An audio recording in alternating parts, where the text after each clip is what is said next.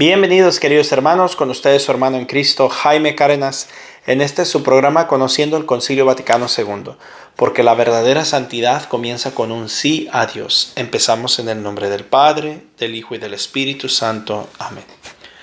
Señor, nos ponemos ante tu presencia, te damos las gracias por todo lo que nos das. Permítenos alabarte, glorificarte y santificarte, Cristo resucitado. Santo es tu nombre. Hosana en el cielo. Bendito tú que reinas en toda la eternidad. Danos la gracia, Señor, de siempre saberte buscar, de siempre encontrarnos contigo y de entender lo que tiene que decirnos nuestra Madre la Iglesia. Amén. Espíritu Santo. Pues bien, mis hermanos, vamos a continuar con el Concilio Vaticano II, Constitución Dogmática Sacrosanctum Concilium, capítulo 5, artículo 107. Revisión del año litúrgico. Artículo 107. Revísese el año litúrgico de manera que, conservadas o restablecidas las costumbres e instituciones tradicionales de los tiempos sagrados, de acuerdo con las circunstancias de nuestra época, se mantenga su índole primitiva para que alimente debidamente la piedad de los fieles en la celebración de los misterios de la redención cristiana, muy especialmente del misterio pascual, las adaptaciones de acuerdo con las circunstancias del lugar. Si son necesarias, háganse según las normas de los artículos 39 y 40. Orientación de los fieles. Artículo 108. Oriéntense el espíritu de los fieles sobre todo a las fiestas del Señor, en las cuales se celebran los misterios de salvación durante el curso del año. Por tanto, el ciclo temporal tenga su debido lugar por encima de las fiestas de los santos, de modo que se conmemore convenientemente el ciclo entero del misterio salvífico. Cuaresma, artículo 109. Puesto que el tiempo cuaresmal prepara a los fieles, entregados más intensamente a oír la palabra de Dios y la oración, para que celebren el misterio pascual, sobre todo mediante el recuerdo o la reparación del bautismo y mediante la penitencia, de ese particular relieve en la liturgia y en la catequesis litúrgica al doble carácter de dicho tiempo. Por consiguiente, úsense con mayor abundancia los elementos bautismales propios de la liturgia cuaresmal y según las circunstancias. Restáurense ciertos elementos de la tradición anterior. Dígase la misión de los elementos penitenciales y en cuanto a la catequesis, incúlquese a los fieles y junto con las consecuencias sociales del pecado, la naturaleza propia de la penitencia, que lo detesta en cuanto es ofensa de Dios. No se olvide tampoco la participación de la Iglesia en la acción penitencial y encarézcase la oración por los pecadores. Penitencia individual y social, artículo 110. La penitencia del tiempo cuaresmal no debe ser solo interna e individual, sino también externa y social. Foméntense la práctica penitencia de acuerdo con la posibilidad de nuestro tiempo y de los diversos países y condiciones de los fieles, y recomiéndese por parte de las autoridades de que se habla el artículo 22. Sin embargo, ténganse como sagrado el ayuno pascual. Ha de celebrarse en todas partes el viernes de la pasión y muerte del Señor, y aún extenderse, según las circunstancias, el sábado santo, para que de este modo se llegue al gozo del domingo de resurrección con ánimo y elevado y entusiasta. Fiestas de los santos, artículos 111. De acuerdo con la tradición, la Iglesia rinde culto a los santos y venera sus imágenes y sus reliquias auténticas. Venera, no adora como nos acusan. Las fiestas de los santos proclaman las maravillas de Cristo en sus servidores y proponen ejemplos oportunos a la imitación de los fieles.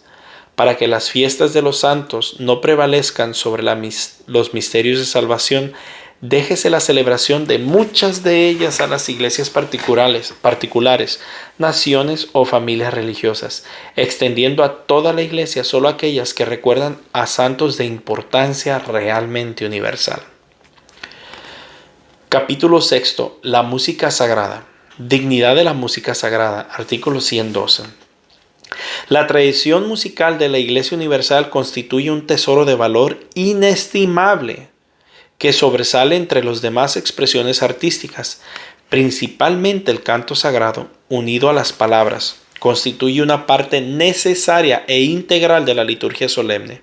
En efecto, el canto sagrado ha sido ensalzado tanto por la Sagrada Escritura como por los santos padres romanos pontífices, los cuales, en los últimos tiempos, empezando por San Pío X, han expuesto con mayor previsión la función ministerial de la música sacra en el servicio divino.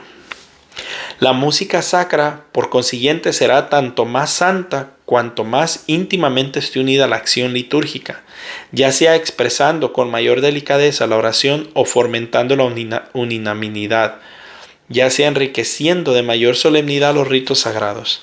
Además, la Iglesia aprueba y admite en el culto divino todas las formas de arte auténtico que estén adornadas de las debidas cualidades.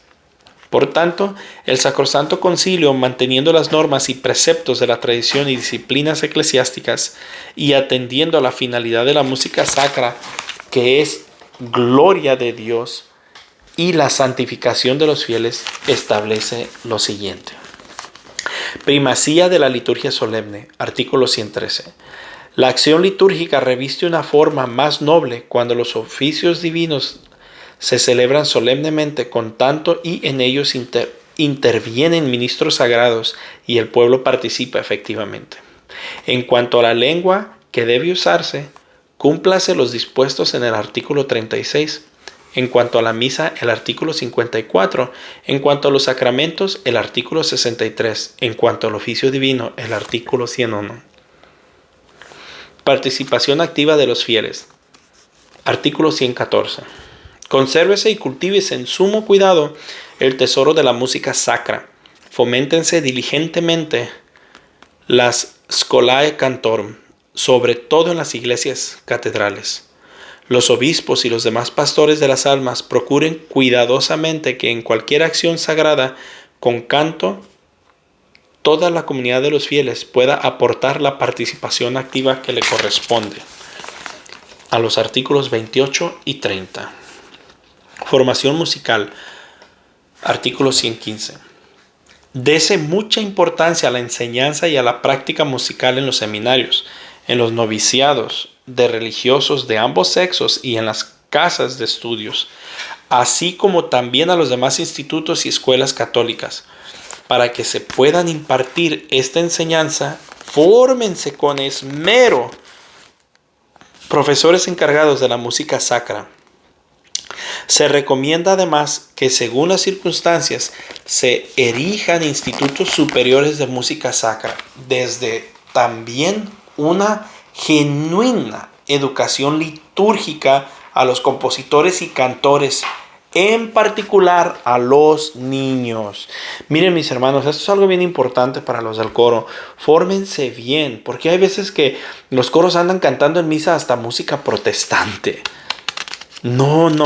Tiene que ser música sacra, litúrgica.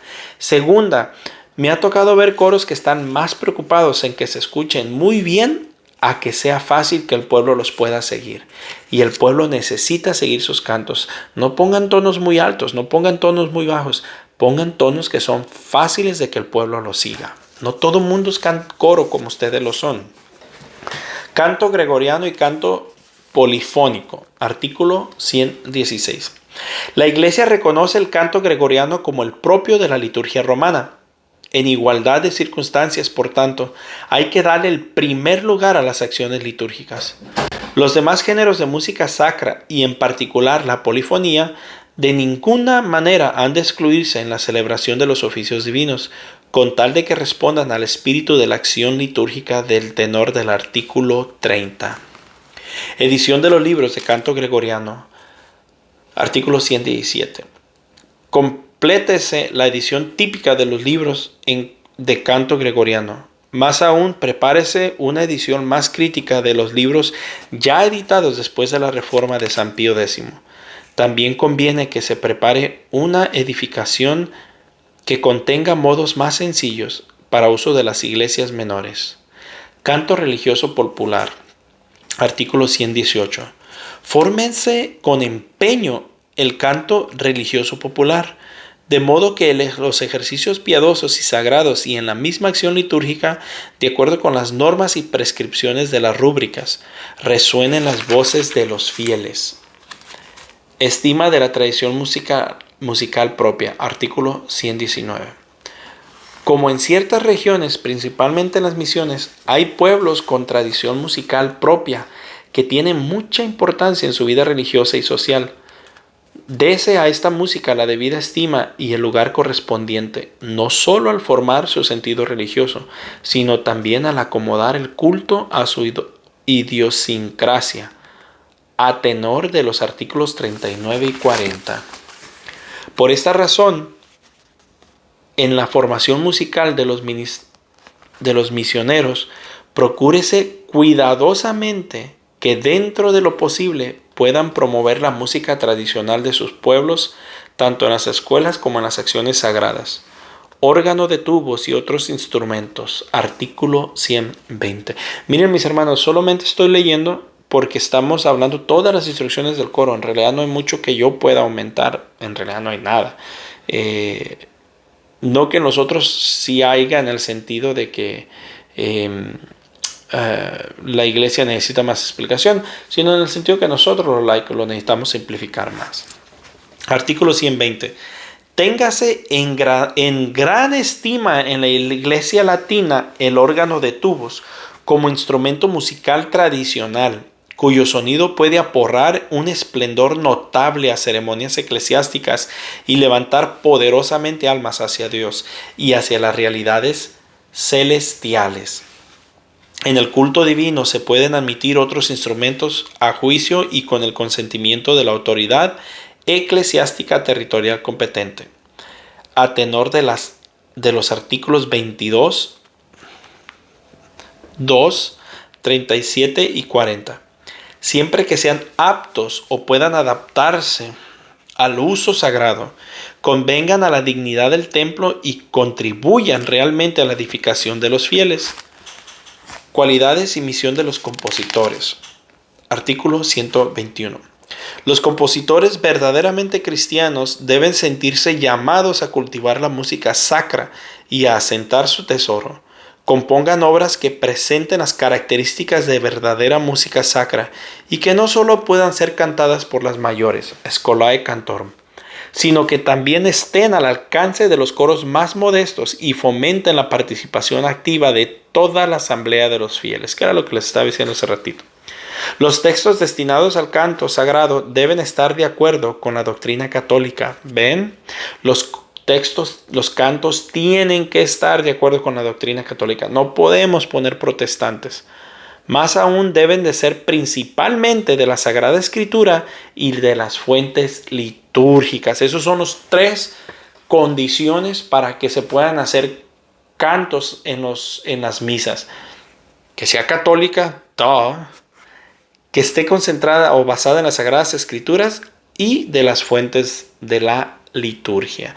Cualquier otra cosa que no esté ahí no deben de estar en la misa. Por ejemplo, tú eres la iglesia, yo soy la iglesia, somos la iglesia del Señor. Hermano, ven, ayúdame, hermano, ven, ayúdame a edificar la iglesia del Señor. Muy mal, porque ni tú eres la iglesia, ni yo soy la iglesia.